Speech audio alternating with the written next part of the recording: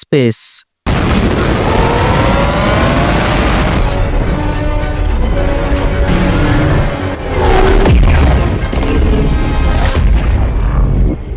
एक ऐसा रहस्य जो अभी तक इंसान पूरी तरह समझ नहीं पाया है। स्टार्स, गैलेक्सीज और प्लैनेट्स के बीच छुपी हुई एक ऐसी चीज़ जो सबसे ज़्यादा मिस्टीरियस है, उनमें से एक है द ब्लैक होल।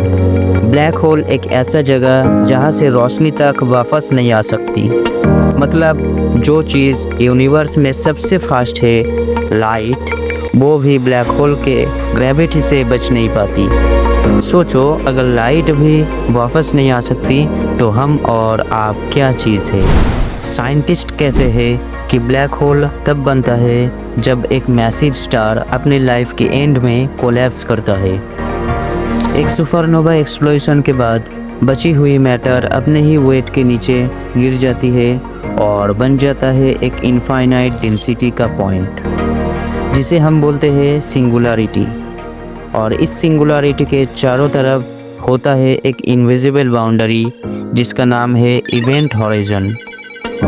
इसी इवेंट हॉराइजन को क्रॉस करने के बाद कुछ भी, चाहे वो मैटर हो या लाइट, कभी भी वापस नहीं आ सकता। अब आप सोच रहे होंगे, अगर कोई इंसान गलती से ब्लैक होल के पास चला जाए तो क्या होगा। साइंटिस्ट ने एक थ्योरी दी है जिसे बोलते हैं स्पेगेटिफिकेशन।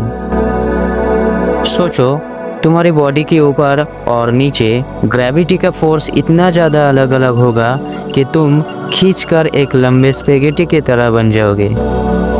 हाँ, थोड़ा अजीब लगता है सुनने में, पर यही सच है।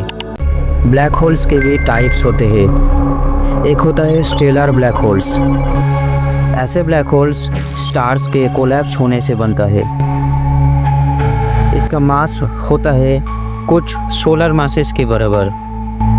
और दूसरा होते हैं सुपरमैसिव ब्लैक होल्स। ऐसे ब्लैक होल्स गैलेक्सी के सेंटर में पाए जाते हैं। जैसे हमारे मिल्की वे के सेंटर में एक सुपरमैसिव ब्लैक होल है जिसका नाम है सैजिटेरियस ए। और तीसरा होता है इंटरमीडिएट और प्राइमोर्डियल ब्लैक होल्स। अभी तक उनका एग्जिस्टेंस कॉन्फर्म नहीं हुआ, लेकिन साइंटिस्ट उन्हें सर्च कर रहे हैं। अब यहाँ एक और इंटरेस्टिंग सवाल उठता है कि अगर ब्लैक होल सब कुछ खा जाता है तो क्या इसे एक कॉस्मिक वैक्यूम क्लीनर कह सकते हैं? नहीं, ये एक गलत मिथ है। ब्लैक होल सिर्फ उसी चीज़ को खींचता है जो उसका पास ज़्यादा करीब चली जाती है। अगर सूरज को एक ब्लैक होल से रिप्लेस कर दिया जाए सेम मास के साथ, तो भी अर्थ अपने ऑर्बिट में घूमता रहेगा। मतलब हम बस डार्क स्काई देखते हैं, लेकिन हम ख़त्म नहीं हो जाते। 2019 में साइंटिस्ट ने पहली बार एक ब्लैक होल की इमेज कैप्चर की थी। गैलेक्सी M87 के सेंटर का ब्लैक होल।